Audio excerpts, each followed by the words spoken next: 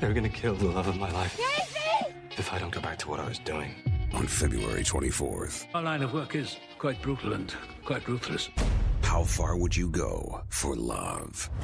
You steal truck, bring it to me. Then you make your money. Is it dangerous?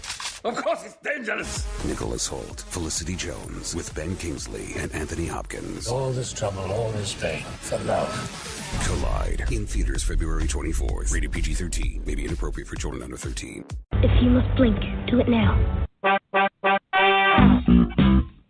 Good evening, ladies and gentlemen. Welcome to Cinema Savants. The answer to what is happening to you is here. Your weekly dose of movie news. I like this shit. You know, it's exciting. Movie reviews. Wait, that's not a monster. That's a man wearing shoulder pads. And all those rumor kind of things that keep popping up. The only thing we don't have a god for is premature ejaculation. But I hear that that's coming quickly. Here's your host. Look at me, I didn't invite them. Todd Vandenberg. If I'm not me, who the hell am I? And Rob Steele. I can't speak for the other guys, but I'm in it for the money. I don't care if you go to jail. That boy's about as sharp as a bowling ball. That's no moon. It's a space station. All I ask is a tall ship and a star to sail her by. All aboard, everybody. Welcome to another episode of Cinema Savants. As always, he's Todd Vandenberg, and I'm tired because it's been one of those weeks. I've actually, I know we're doing the show a bit early because of the President's Day holiday and families visiting and trips and everything. So, yeah, it's Friday. But at the same time, I'm trying to find stuff to put on the show this week. And frankly, there's not a whole lot of news out there this week, which I take as a good thing. At least I'm taking it as a good thing. What do you think, Todd? I was not going to say anything for a moment and just see if you were worried that I had disappeared again, because that seems to be my. Okay. Yes. I'm talking to myself again. Thank you. Typically, well, overall, it's a good thing when there's no news. In movies, actually, there's almost as much bad news, sometimes more than good news. Not a lot out there, but we do have a few things to catch up on. So we promise you won't be bored. We will sing and dance our hearts out for you, as we always do. We will have hijinks. Ooh, it's going to be a partly spectacular episode, like every week. Exactly. So, let's go ahead and let's kick it off with the yes/no kind of what segment. What? Thankfully, this week there is no what, because that's how dead a week there is. There's nothing to make me go, I'm sorry, what? But there's a couple good things. And one of these is good news out of the most recent Ghostbusters movie. No, it's not that they have officially canceled the sequel. Oh, okay. It's that Kate McKinnon, who played I think the only decent Ghostbuster in the most recent movie. 100% agree. She will be playing, or at least voicing, Miss Frazzle in the reboot of the Magic School Bus. That could get pretty That's loopy. how slow a week it is, people. That's our good news for the week. And I had to stretch to get to. Actually, there is another good one, and it starts a bit of a conversation. They announced that Arnold Schwarzenegger will not be in the new Predator movie. So I consider that to be good news. Arnold. The thing they also in this article, though, was that it's in the same universe, but it's not really a sequel, since none of the actual characters who have been in previous Predator movies are in this movie, which raises the question for me, is it really a sequel if only one of the same alien species shows up? Or can it be considered a standalone movie? Yeah, I would say sounds more like a standalone movie. I mean, if it's in the same universe, but none of the characters are the same.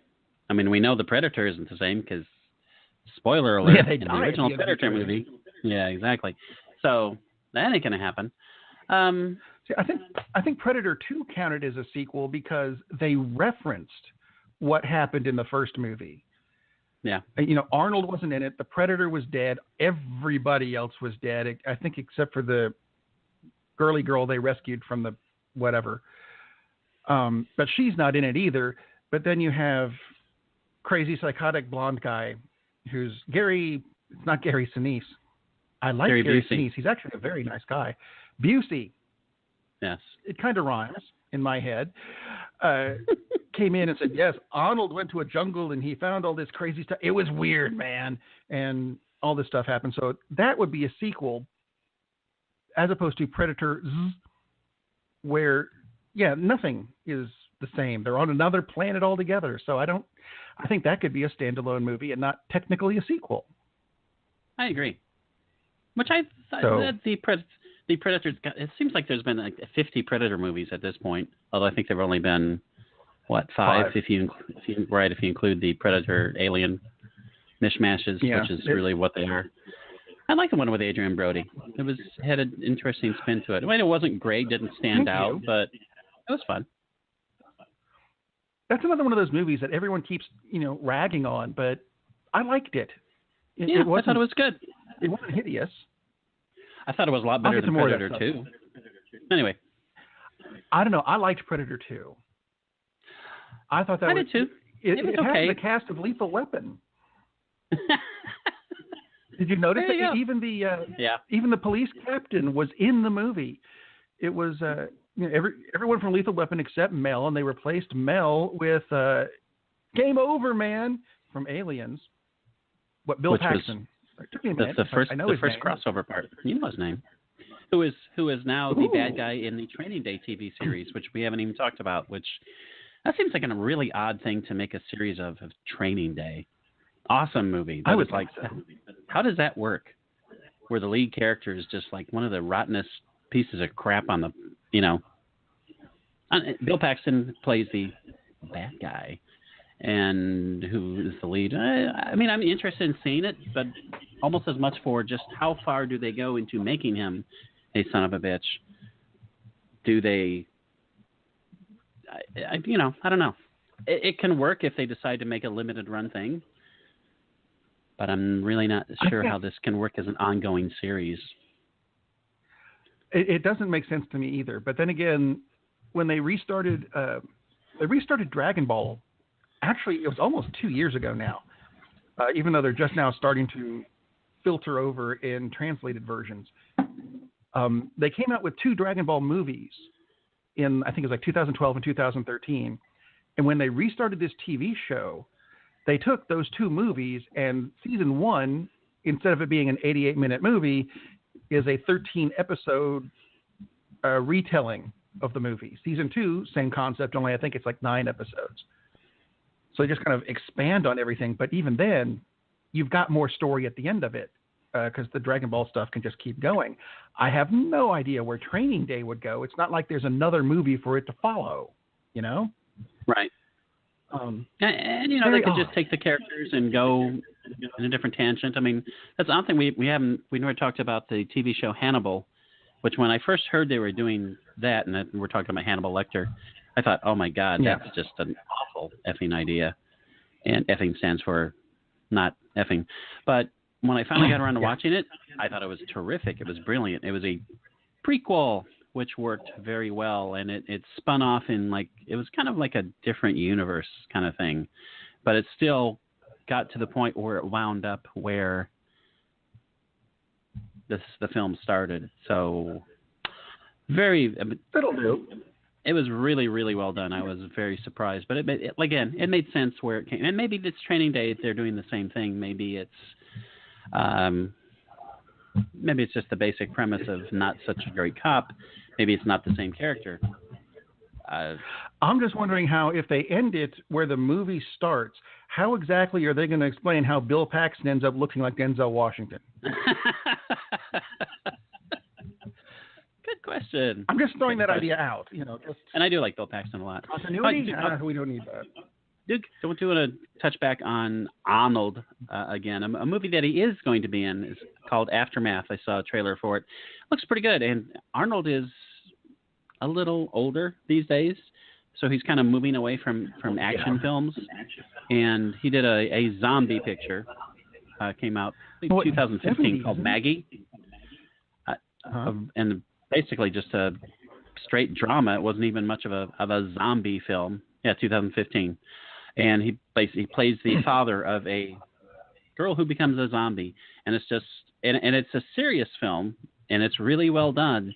And it's just kind of examines, okay, if this is your loved one, how do you handle this situation? Because she's kind of, and she's not like a totally mindless zombie. It's a little more of the self-aware kind of thing. And he does a really good job. I was surprised. And I mean, it's not an action picture at all. It's just a straight drama. And he does a really good job. So he is moving on to, I guess when you've been in movies for, 3-4 decades? 5,000 years. Eventually, yeah, Conan was filmed, I believe, in 4000 BC. Yeah. After a while, it starts to rub off because he really was good in Maggie, and I'm actually looking forward to Aftermath. It looks like it might be a pretty good flick. I mean, and again, it's kind of it looks like maybe a revenge picture, but at the same time, I'm not sure that it is. It's the guy's wife and daughter are killed in a plane crash. They show you that in the trailer, so it's not a spoiler alert. And he's trying to track down the person who is responsible for it. And apparently he was an air traffic controller who screwed up his job. So it's not like some terrorist attack. It's just someone made a really, really bad mistake. And he wants to confront this person and get some... Right. I don't know if he even wants to get justice. He just wants to have the guy acknowledge what he did to his family.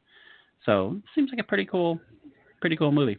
By the way, if you were waiting to hear our synopsis and our explanation and our review of John Wick Chapter 2, you probably ain't going to get it because I didn't watch it. I didn't have time this week. Either. So there you go. So we lied to you in the previews. So sorry. Yeah. No John Wick Chapter 2. Right.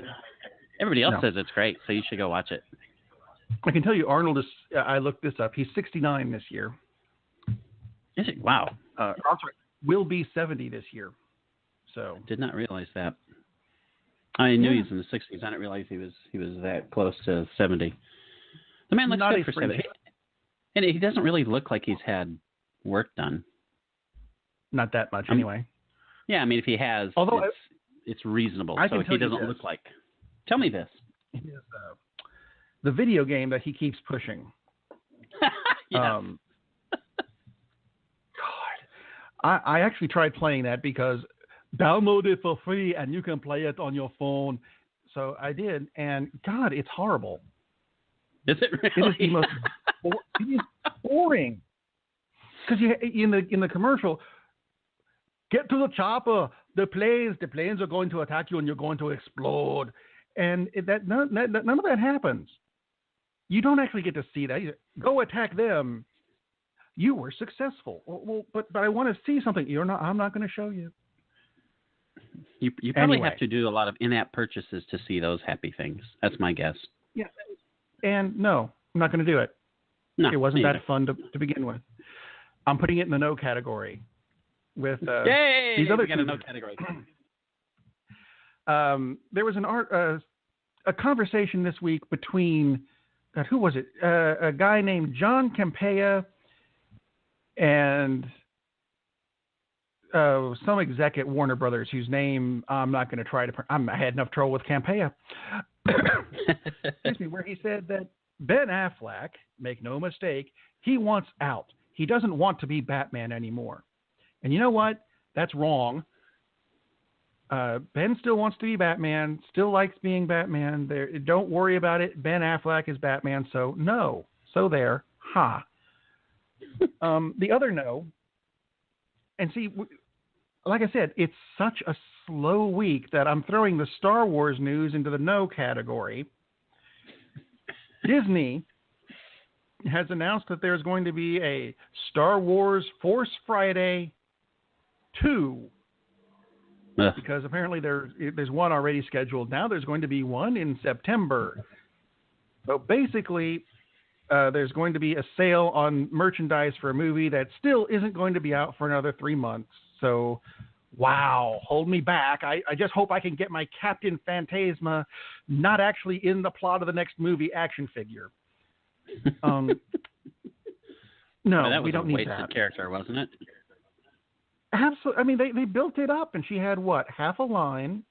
Mm-hmm. and did something stupid. So yeah, what was the point of having that character? She was almost a red shirt.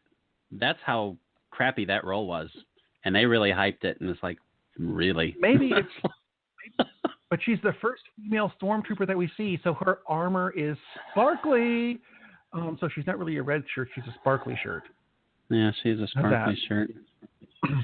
Anyway, yeah. In the kinda category, I'm not really sure how I feel about this one. It involves an actor named Donnie Basco. You remember Donnie Basco? Not Donnie Briscoe, Basco. I remember Donnie Brasco, but not Donnie Basco. Yeah, yes? He started a Kickstarter this week, so he could do a prequel movie for Hook based on his character, and now you're going to remember him, Rufio. Wow. So, I'm not sure how to feel about that. Hook was it was a very long movie, but it was good. Robin Williams and Dustin Hoffman, very good take on the whole Peter Pan thing. Rufio was the head of the Lost Boys who took over when Peter went back and grew up into Robin Williams. I don't know that I've ever cared in the slightest to see a prequel for Rufio and find out how he came to be what he is. Do you care? Not in the slightest. Not in the slightest. Congratulations, Donnie or Dante. We have now graduated your kinda into a no. Yeah, that's just that's exhausting just thinking about that. They have. What was the name of the Peter Pan film that came out 2 years ago that disappeared in like an eye blink? I mean, it's just don't remember. That was it. It was called Pan. Was it just Pan? Okay. Yeah, it was Pan, and it's like great title because it lived up to it because it got panned. But nobody cared about it. Nobody cared about that freaking movie, and yeah. That just sounds like such a bizarre, awful waste of money. Yes. Well, actually, if he gets enough money from a Kickstarter, then apparently enough people will want to see it. So go ahead and make it, I suppose. Well, I guess that kind of makes sense in a way. Yeah, that's a good way to finance it because then he knows he has those 17 people who want to see the film and they can watch it. I guess that works. I know something more people are going to be seeing. More news out of the Cloak and Dagger camp. Cool. They added 6 more cast members this week, all for characters that I've never heard of, so I'm not going to bother with. I don't know the actors. I don't know the characters. That's not the big news out of this. They finally announced when it's going to come out, and it's going to be winter of next year. Oh, my gosh. So all this stuff, all this fuss we've been making over it, and we still got a year and a half more than a year and a half to go. Yeah. So never mind. But it will be coming out around the same time, allegedly, and this was just announced kind of quietly, really, come out about the same time as a Namor the Submariner movie. Really? Yeah, this is surprising.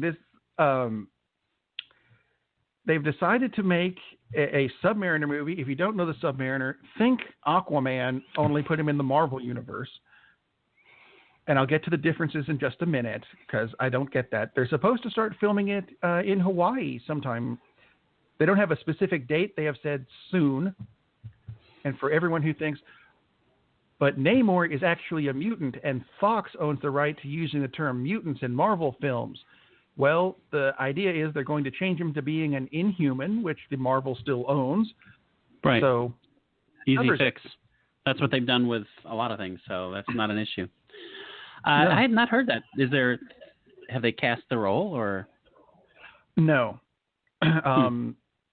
This is apparently from Marvel's. I'm not sure what a CCO is. I know what COO is and CEO. I don't know what CCO. Joe Quesada Chief Creative Officer. It came maybe. from a reliable source. Yeah, that's pretty reliable. Isn't he still the editor-in-chief of Marvel Comics? In addition, I think he is. Yeah, I thought he's been around Marvel for, not as long as Submariner, but he's been around a hell of a long time. But Submariner's been around since, like the 50s, I think. 40s, 50s. Even. Yeah, the 40s. I mean, he's almost as, or maybe even older than Captain America. He's been around before it was Marvel. So, interesting. Casting. Which raises a question for me. Yes. Because people have said, Submariner movie, really cool. Aquaman movie, not so much. And this is where I'm not quite getting... There's a disconnect in my head with this somewhere because both of them have basically the same powers. They're both kings of their respective Atlantises in their own universes. They're both really strong. They both have, really thick, impervious skin. Here's the differences. Aquaman, and this makes sense, can telepathically talk to fish. He lives in Atlantis. That makes sense. The Submariner can't, but he does have these tiny little wings that grow out of his heels that allow him to fly. Now explain to me why people make fun of Aquaman, but not the Submariner, because one of them makes sense. It's easy. And the other is the Submariner. It's easy. I don't understand. Because the whole talking to fish thing got pushed so hard in shows like Super Friends and everything else, and it just doesn't really hold up to normal powers. And they downplayed the more interesting things, like the fact that he's incredibly strong and blah, blah, blah. Now, later on they have, but pop culture just has not caught up to that yet. If the Aquaman film is good, it will definitely catch up to that. And other than the fact that Warner's is doing it, there's no reason to think that the Aquaman film won't be good because I like the casting. I like the concept. They've gotten rid of the orange and green, which they had to. I mean, normally I would much prefer they stay with plastic costumes, but Aquaman is damaged goods because of that Super Friends thing. It was like, oh, he talks to fish. He's the incredible Mr. Limpet, and except he's not a fish, and that just sucks. So they had to change it up. Namor always came across as a badass because Namor half the time is fighting the good guys, whereas Aquaman is what is Aquaman? He's like the fourth guy in the Justice League. I mean, it's like, and they've worked really hard to repair that image. I mean, they even cut his freaking hand off to make him more badass, and nothing so far has really worked. So, which is tragic. Although if you get the chance to see Throne of Atlantis, one of the more recent DC animated movies, they do a very good origin story for him, and they make the talking to fish thing really work. I'm not going to tell you who the bad guy is, so it's not much of a spoiler, but toward the end of the movie, he's confronted by a bad guy who's standing in the water, and Aquaman kind of sends a little telepathic thing while the guy is monologuing. We learned that Incredibles don't do that. Anyway. Yeah, don't do that, exactly. And while he's monologuing, all of a sudden, an enormous shark comes by and eats the bad guy. I think there's a good. Hey, it was a beautiful scene. I have not seen it. I will have to watch that. I like the Aquaman character, but I mean, just he's damaged because of years of that mentality, that approach that they used. Yes. And Batman was until Tim Burton relaunched it. Batman was an extremely goofy character because the Adam West version had dominated, and it was shark bat repellent and all this other bizarre crap. Shark repellent bat spray, yes. Yeah, so I think it was a combination of Tim Burton and the Frank Miller Dark Knight story. Oh yeah, because that's more in the comics area though, because the people who did the comics were kind of like, shark repellent bat spray until they saw this Frank Miller thing and went, oh my God, this is very different. Right. And exactly. That's what Burton based his movie on. Was he looked at the Frank Miller stuff and went, this is cool, and made his movie that way. And he couldn't go. And from what I remember, he wanted to go much further, and Warner said, no, let's dial this back. So Right. Which I think was a smart approach, and definitely want to give credit to Michael Keaton, who was absolutely fantastic in that role. I'm still not sure if he's the best Batman in my mind. A lot of people think he is, and I can't say he wasn't, because he was terrific in the role, and is not the kind of guy you would think of to play that role, but he was terrific in it. Well, yeah, I remember when he was cast, I kind of went, Beetlejuice? What? Yeah, exactly. Mr. Mom? No, but it surprised me. I think that was when I realized that even though you have people who are not quite pigeonholed into a character, but you so readily identify them with one person, and then you find them cast as something else and go, they can't be that person. Right. Like there's somebody, I'm not going to mention a name, but I used to do a show with him who said he refused to watch the Lord of the Rings movies because he kept looking at Samwise Gamgee and going, that's Rudy. Like, no. That's funny stuff. I know who you're talking about. Anyway. Not padding. Anyway. And the funny thing is, Samwise Gamgee was taller than Rudy. Yeah. Probably. Other two little tidbits of news. This week, the Doctor Who bookie thing is on again. Last week, the odds-on favorite is not this week's. There's a whole new list. The bookie's favorite for the next Doctor in Doctor Who this week is Tilda Swinton. Oh, wow. I like it. That could be interesting. That would be really cool. And there's a whole new last week it was a top 10 of actors that I frankly had to look most of them up. Richard Ayoade is the only holdover from last week. Really? Wow. And he went from number 2 to number 10. I kind of like the idea of seeing him as it, although, I don't know. We've got another, year before they make any announcement of any kind. So yeah, we've got time. I'm sure next week, here's another top 10 of people you've never heard of. Someone good at Eddie Izzard will be the top. Tim Minchin. This is my segue. There we go. Because I mentioned Tim Minchin last week, and if you looked him up, good for you, because he's funny as hell. As soon as we stopped the show, basically, last week, I saw a news story involving Tim Minchin. He has been cast as Friar Tuck in the newest variation of Robin Hood called Robin Hood Origins, which I'm not sure we need another Robin Hood origin story, because I think all of the Robin Hood movies cover his Men in Tights covered his origin story. We don't need another one. I'm not trying to take jobs away from Tim Minchin, although I may want to take this movie away just because they have allegedly cast Jamie Foxx as Little John. I saw that come out later and went, I'm sorry, what?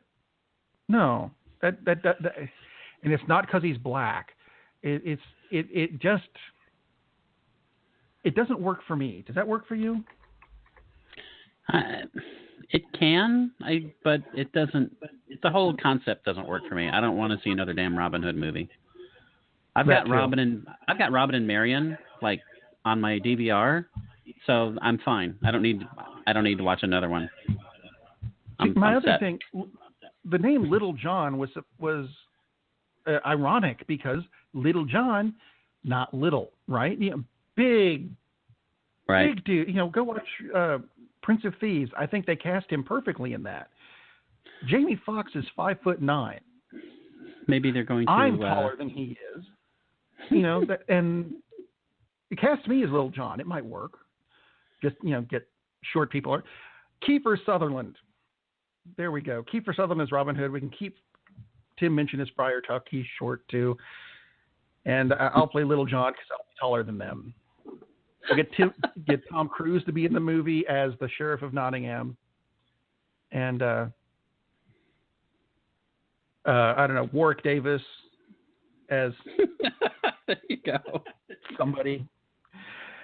I'm trying to think of short actors, and that's all I'm coming up with. That's enough. Yeah, they could have used the Force perspective like they did in the Lord of the Rings films, and work it that way. That would work too. That'll work.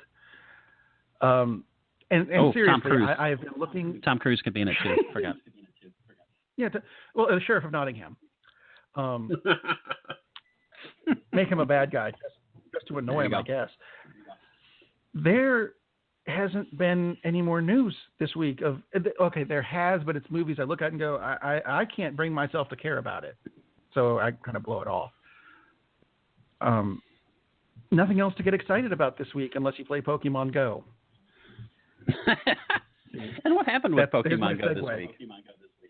Last night being Thursday, depending on when you happen to be listening to the show, they dropped the Generation 2 Pokemon. So if your internet started going really slow Thursday night at around 6 o'clock Eastern, that's because Pokemon took over the internet and everyone was trying to update the game to get the new characters. And there were tons of new updates that went along with the game. It's almost like a version 2 instead of just introducing the new characters. So, you can blame those of us who play the game, and I do. Those of us who sneak out during the day and catch more Pokemon than your kids have, especially the ones your kids want. That's and when they come home, you can say, they can say, Dad, I'd really like to catch one of these sometime today. And when they come home, you can go, oh, you mean one of these? Ha ha ha ha. Yeah, because that's how you do parenting. Totally. That is absolutely how you do parenting. There's that laugh again. There's that Hanna-Barbera laugh. I love that.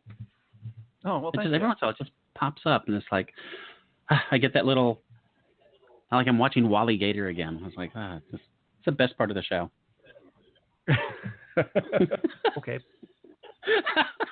Not quite the best part of the show, but No, it's partly spectacular, just like everything. It is. It is indeed. It's a partly spectacular laugh. God. All right. So let's see I didn't actually get to see any movies this week, but I did get to see a very interesting documentary, I suppose, which was very strange. It was a 10-minute documentary on a movie that's less than 10 minutes long. Okay. It's a film called Pearl. And honestly, I had never heard of it. I came across this documentary by accident. It was in the middle of a show, actually. It's been nominated for an Academy Award this year for short animated film. And if you're interested in seeing it, it is currently available on through Google Spotlight Stories and Evil Eye Pictures, and you can watch it on your phone or through YouTube. But I'm going to tell you this because this is the interesting part of it. It would really help if you had something like Google Cardboard, which is the whole VR thing, because this movie is filmed, or computer generated actually, as a VR movie. It all takes place. It takes place in a 70s hatchback, and we follow a single father raising his daughter and the adventures they go through. It's like I said, it's a variable length movie depending on where you're looking at the time. They've set it up so that if you're not looking in the right place, the movie won't continue. So it can be as short as 5 minutes, as long as, I think, 8. Really weird if you want to go, oh, how long is the movie? Well, it's this or somewhere in between. Huh? That's odd concept. But you're basically sitting in the middle front seat of this car where this entire movie takes place, and you can look around through the whole movie and look, what's out the window over here when they go past this? Oh, it's another thing.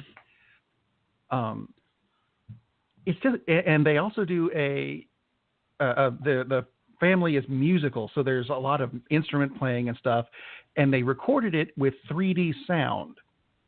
So if you're looking straight ahead, the music sounds like it's coming from, behind you or whatever. But if you turn and look out the right window, you hear it in your right ear, but not so much your left. It sounds like it's coming from where it's coming from. I think that's probably why it got nominated. It's a really interesting concept, and you don't need to have the VR thing to do it. You can just hold up your phone and move your phone around and watch this movie. So it's a nifty concept, and you don't need to download anything new. It runs on YouTube. So that is very cool. And especially that's on YouTube. I was like, we were talking pre-pro just about how movie distribution is changing so much. I mean, like things on YouTube, and Warner's has an app that they're pushing. I can't remember for sure. No, I don't think it's in beta, but it's the same movies that you could normally get from Warner's, but the flip is that you're watching on mobile devices and you watch in landscape mode unless you're a freak. But when you turn it to portrait mode, automatically that extra space is filled in by links to all the extras that you would normally have on your DVDs or Blu-rays, which is very cool because then you see something in film, it's like, oh, I wonder about that. And you can look at the extra if you want, and it stops the film and you pop right back into the film. So it's just another distribution method, kind of, because it's still digital. But yeah, it's just fascinating because we're watching movies in ways that even 2 years ago we weren't doing, let alone 5 or 10 or God knows 50. So yeah, that makes you wonder where it's going to go. It's very, and of course the movies have to be good. So who cares what the method is if the movie sucks? But thankfully they are still coming out with good things. I'm looking forward to seeing Pearl because like I told you before the show, I finished watching this thing on it a whopping 20 minutes before the show starts. So right. I haven't had. It was one of those, like I said before the show. Hey, I need to put that in the show notes for this week. Crap! It starts in 20 minutes. Run into the other room. But yeah, it looks really good. So I'm going to recommend it already, and I may change that next week, but I doubt it. You'll have time to change it, certainly, because it won't take long to watch it. No, apparently not. We could watch it right now. It's 6 minutes. We could just do a live watch, which we'd probably go to jail for. There are other things that are going on. There were some things that happened last week or even prior to, which we didn't really have time to talk about because last week was so jam-packed. And we will talk about movie presidents before I think we should hold that for the end. One thing that struck me when we're talking about Oscar films, and I finally watched Lion. So I have now managed to watch every film that's been nominated for Best Picture. That's the first time I've been able to do that for a while. Lion was a very good film. Dev Patel, the lead, does a terrific job. You may remember Dev Patel from Slumdog Millionaire. Anyway, he is nominated for Best Supporting Actor, which I found to be odd because he is the lead in the film. How did that happen? That sounds kind of odd. And he gets a lot of screen. He's not in the beginning of the film because it's the story of a journey of a young boy, and then, of course, later on he's Dev Patel. But he's in the film for over an hour. From what I've read, basically it was strictly a marketing thing from the studio because they felt the Best Actor category was so crowded that he would, and early hype is really out there for a couple of actors, and that he would have no shot. And they just felt he had a better chance in the supporting category. And apparently the guidelines and bylaws, which are the bylines, you can nominate an actor for supporting actor or actor. There are no parameters of you have to have this much screen time, this many lines, whatever. So it's up to. That's kind of weird. It's extremely weird, and I think I think they've shafted Patel. I mean, maybe he has a better chance to win for Best Supporting Actor, but he's not nominated for Best Actor. He should be nominated for Best Actor. I think they shafted him by doing that, and that's the studio that did that. So isn't that kind of like saying I'm nominating Mike Trout for the Cy Young Award because he won't win the MVP? Yeah. It's about. It just seems like a good concept. Yeah, I don't like it. I don't like that concept at all. I think that's crap. I think even if he wins the Oscar, I don't know. I mean, cool, he'll win, but I mean, he'll win for a supporting role that was a lead role, which makes no effing sense. So that kind of pissed me off. Something else that pissed me off. It just seems completely. like cheating. Completely, because he's got this this dominating role in a very good film, and he's excellent.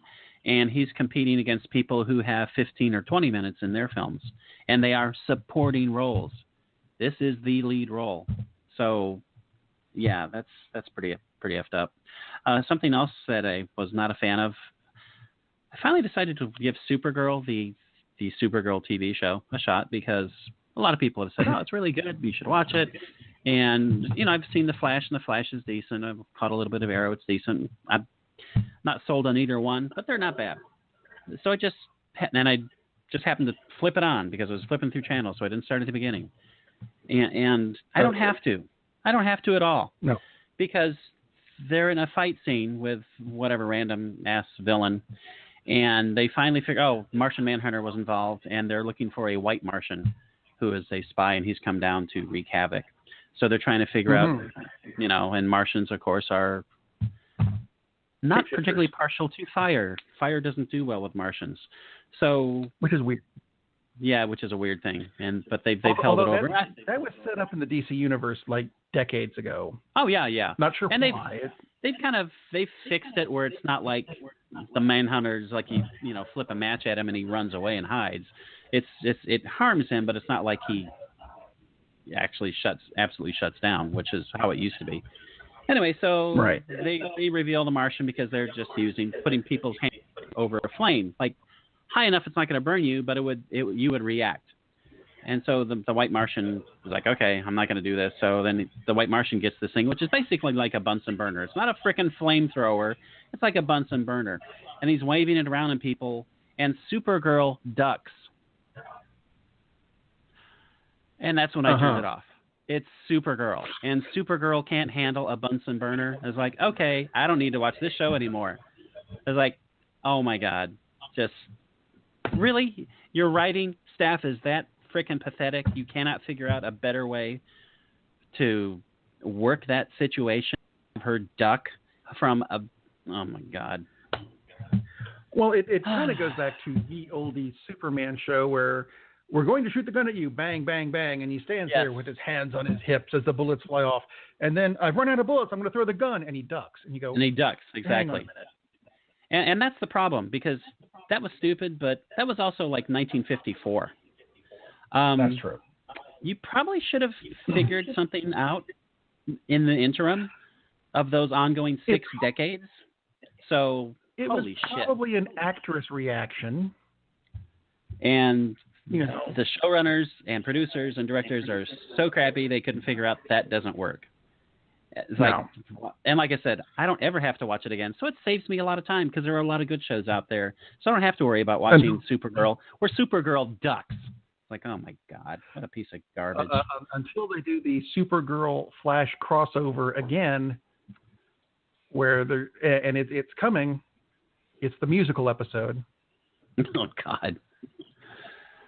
I really wish I was making that up. Yeah. That needs to not be a thing ever. Yeah, that's pretty horrifying. I did manage to catch a couple movies this week. Not John Wick 2, because that's how I am. Well, but I did watch, because I was staying at home, so I did watch Where to Invade Next, which for whatever reason I never caught at the theaters. Is Michael Moore's latest, like I refer to them as docu-comedies. And this was... Documentary? Yeah, a documentary. Where he... And, of course, his concept is like we're invading countries all the time, so why don't we invade a country that has something we really, really want? So he goes on his own little personal journey, and he goes to various... a lot of European countries, but not always. He goes to countries where they have, like, free college. And, like, he went to Slovenia because there's a university there which has free college for anybody. And there are about 160 courses, and they're taught in English.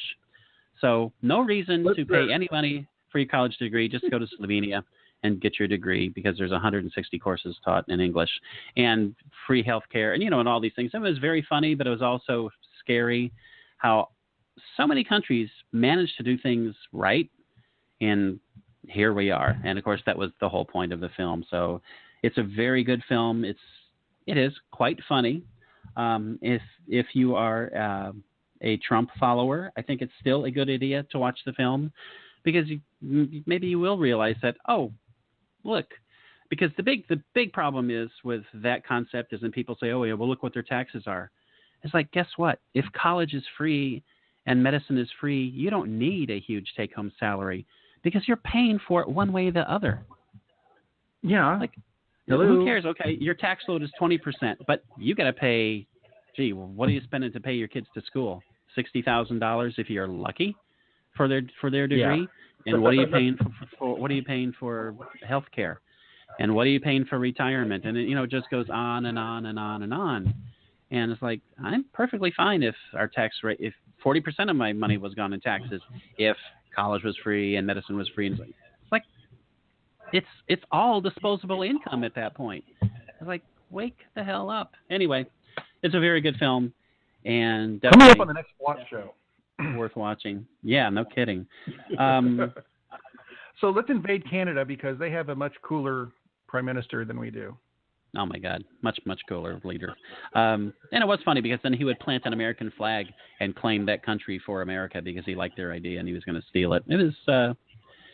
There are a lot of very funny moments, and there's also some moments that are like, man, this really sucks that these countries have figured this out and we haven't. So, very, very good slate. Yeah. Something I'm excited about. I guess I'll talk about the other thing that I watched. I did see Girlfriend's Day, not Girlfriend Day, which I stupidly put in the teaser for the show. It's Girlfriend's Day. It's on Netflix. It just came out, I think, a couple days ago with Bob Odenkirk. Extremely weird, strange, funny, dark comedy. It's basically kind of a takeoff of the old hard-boiled noir private detective. So it's right up your alley, except he's a greeting card writer. He's a greeting card writer, and he's a failed greeting card writer. And he gets involved in murder and all sorts of odd things. It's a very cool film, very funny. It's definitely worth watching. It's also an hour and 10 minutes long. Murder he wrote, but on a card. In a really weird Bob Odenkirk way, too. Very strange. And it plays around a lot with the conventions. Cops beating people and things just don't play out the way they normally would in a movie like this. I'll just put up bad cops, not like just run-of-the-mill cops. This is a cop who's gone rogue, et cetera, et cetera. So it doesn't portray cops as bad people, but very cool. And the fact that it was an hour and 10 minutes I thought was really interesting because we talked about this a little bit beforehand, is that's one of the cool things about all these streaming services. They're not tied into time slots. If the story takes an hour and 10 minutes to tell, that's it.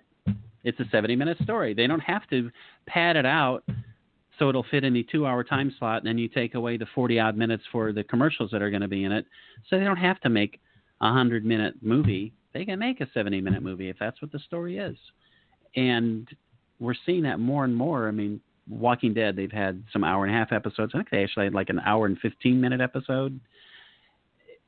I like it. I mean, if the story is this long, that's what they're going to do, and I think that's very cool. And you see that in a lot of their individual episodes, where some of the episodes are 45 minutes, some episodes are like Stranger Things, shows like that, where maybe the story doesn't fit that weird little pattern. It's got to be 58 minutes long.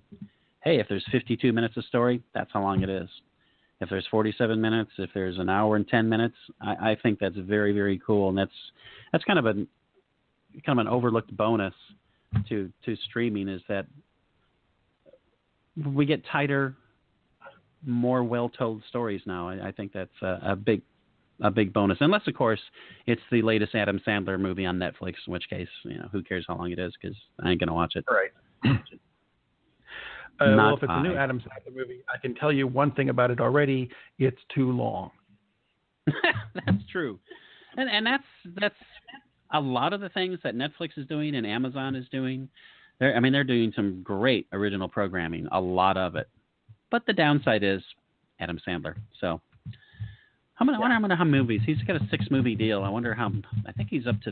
This might be his 3rd. I'm hoping it's his 4th, because that's. It doesn't affect me because I'm not watching it. But then the money's gone and they can go on to something else. Jeez. Yeah, they've got to sign Chris Hardwick because, He's the next big thing. He is. Oh my God. I think he's got another show already. I don't even want to talk Chris about it. Hardwick, Chris Pine, and Chris Evans, Chris Sarandon. And so you just have them all. Just call the show Chris. Throwback. Well, he's the one who gathers them. He's kind of like Charlie, and we'll call it Chris's Angels, and then have Chris Angel be the guest star. Chris, God, oh my head is. Does that work? Hurting my head is hurting and spinning at the same time, but in a good way. In a very have good I way. just made a new show? Yes, you probably have. God, I hope Chris Hardwick doesn't listen to this because he's already writing notes right now. He's talking to his producers. We got to get this done. This is brilliant. I'm tweeting him now as soon as I finish catching this Pokemon that wandered by. How lovely. One more thing that I wanted to mention before we move on, unless you have something you wanted to mention before we move on. Samurai Jack. Were you a fan of Samurai Jack back in the day? Not particularly, because I think Genndy Tartakovsky has kind of screwed up the animation industry in that a lot, and by a lot I mean damn near everything has turned into his style of animation, which for Samurai Jack it worked. Right. For Lucky, on the box of my Lucky Charms, it doesn't. Or Bugs Bunny. They rebooted Bugs Bunny as a Genndy Tartakovsky style thing, and it doesn't work. Yeah, that's wrong. Because everybody is freaking square. And no, I don't need 8-bit Bugs Bunny. Draw him. Right. But is that his fault? Anyway, Samurai Jack. Samurai Jack, I didn't even watch the whole series. I enjoyed it, but it wasn't like one of my super favorites. But it is cool that it is coming back, and it's going to be on Adult Swim, and Tartakovsky will be doing it. I liked Dexter's Laboratory better and the Powerpuff Girls. I liked those shows better. Powerpuff Girls, actually, they brought them back too. Yeah, they did, and I have not seen the rebooted version of the Powerpuff Girls, so I have no idea if it's that would be worth investigating at some point, because I've heard good things about it, but I don't know. I wonder if Tartakovsky is one of the people that Mike Flynn was talking to. That would be interesting. It could have been. Could have been. That would. Of course, that would be okay because he's here, and he's been here Donald for like Trump's 40 years. Donald Trump would not acknowledge that he'd talk to him at all. Oh my God! Speaking of presidents, yes. This Monday, a lot of people get to celebrate President's Day. Which basically means you go out and buy a new mattress. I'm not entirely sure how that came about. But we thought we would do... Washington slept here. Oh, well. Except, yeah. Ron Washington, he was an outfielder for Atlanta in the mid-'80s. I had him come over one day and said, hey, lay down on that bed. We decided to see if you get that look that one up. All right, so decided to come up with our top 3 movie presidents.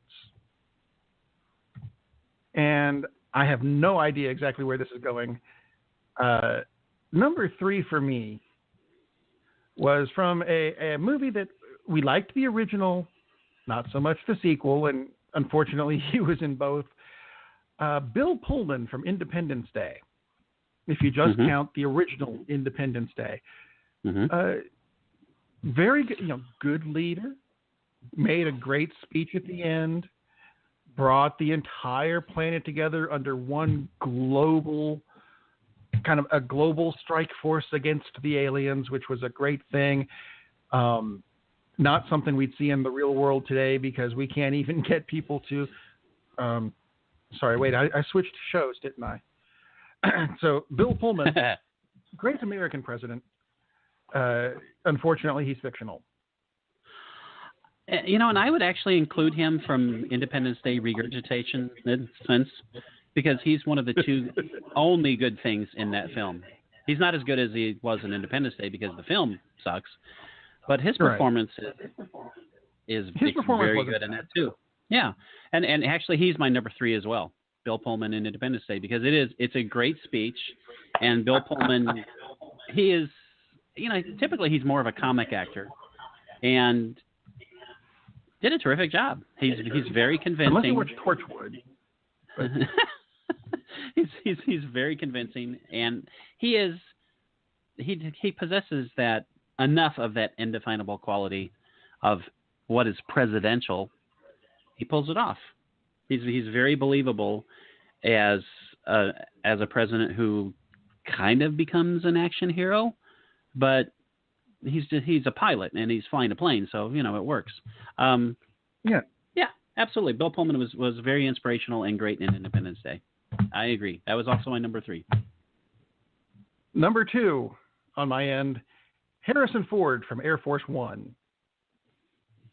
Because how often do you get to see an American president held hostage on his own airplane and then turn right around and beat the crap out of all the terrorists? I mean, it's a Republican's dream come true.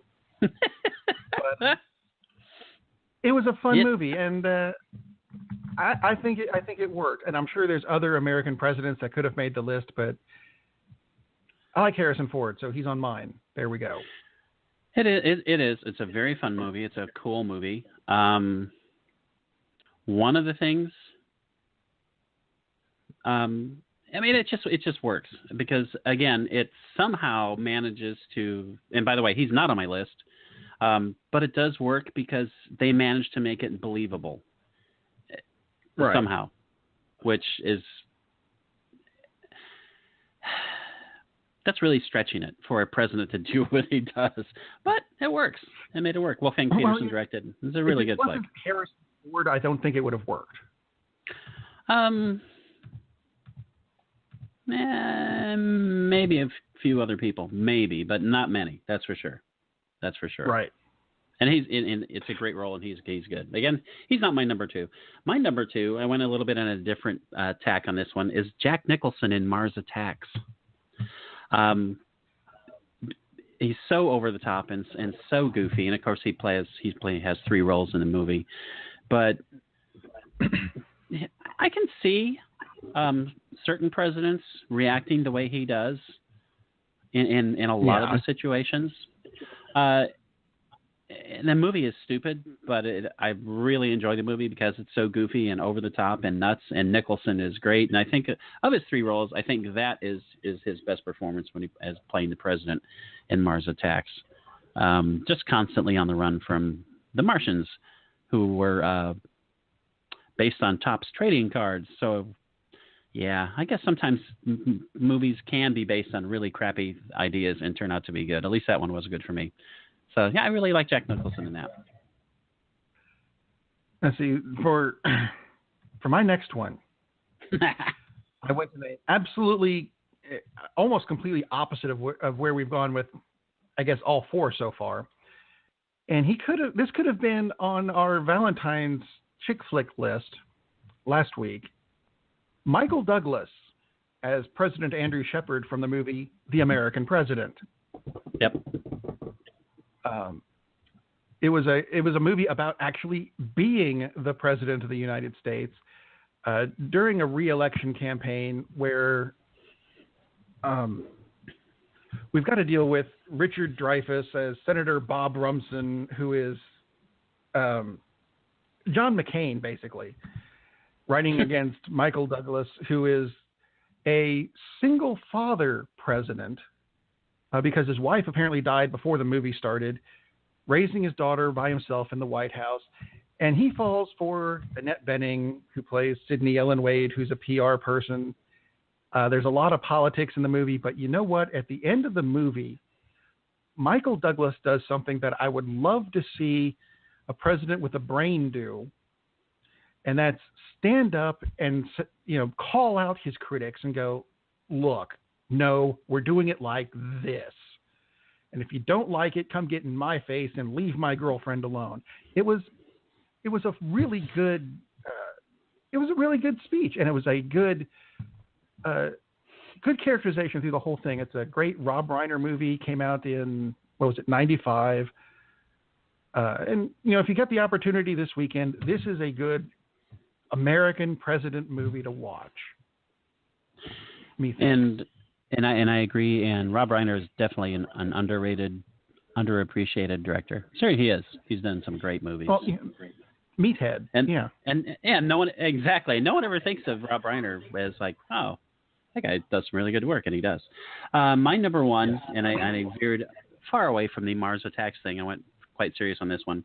Henry Fonda in the 60s classic Failsafe, and it's an examination of a president in extreme, a very tense situation. It's potential for nuclear war with at Russia, and this actually came out in 1964. So this movie came out at the height of the Cold War, and at the right time.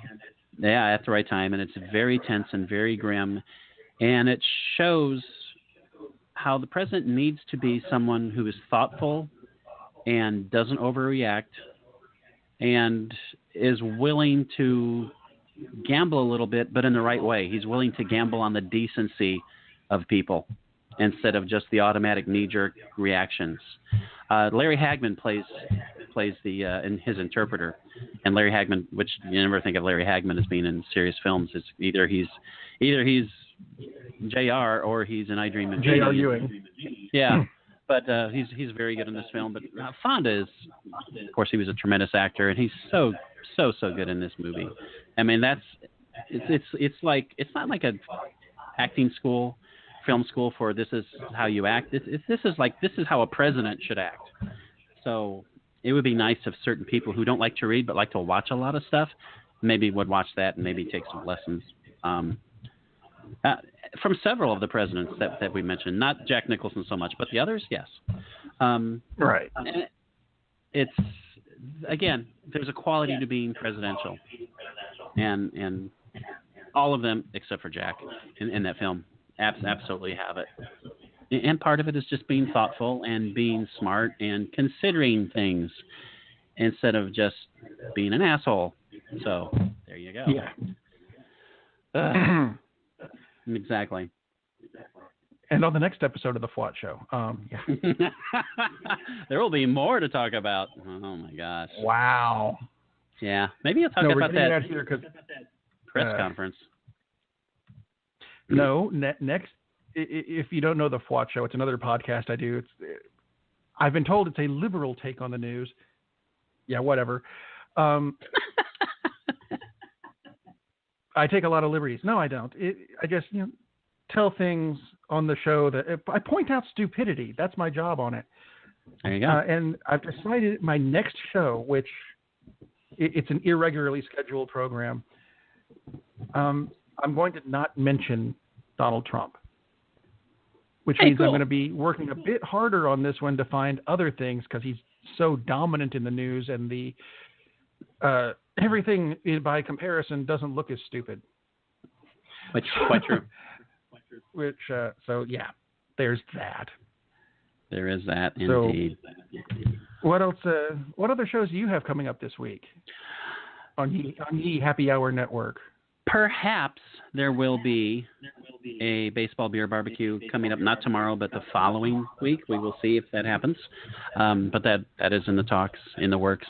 Later this week, which is early next week, there will be the Cover 32 Seahawks show, and then there will be Late Night Parents. And those are the only two shows I know for sure that will be on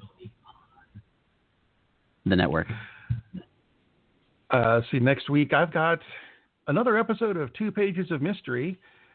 This time, Lieutenant Cooper Wright attends Comapaloozacon in an attempt to get his daughter an autograph, but ends up trying to find out who killed the creator of a pagan-based television program called Bristle Moon.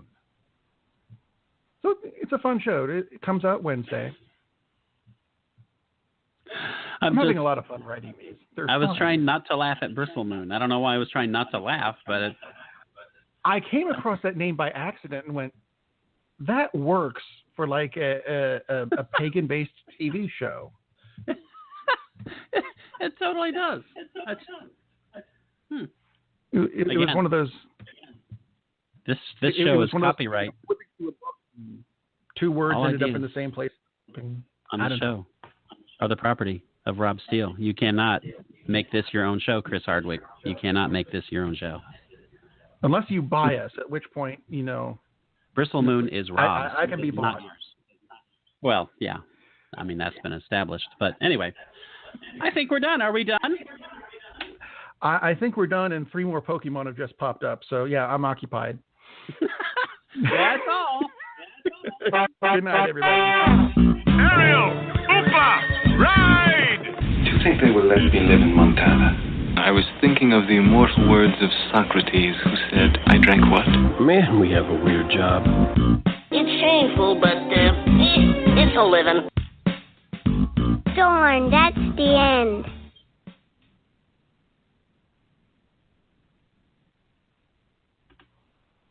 If you own a small business, it's not a question of if some hacker is going to attempt to attack your company. It's a question of when. Let cyberpolicy.com keep you safe. CyberPolicy is the first end-to-end solution that combines cyber planning, security, and insurance. With CyberPolicy, your business will be protected against cyber attacks for as little as 40 cents a day. Visit cyberpolicy.com today and get a quote in just 4 minutes. cyberpolicy.com.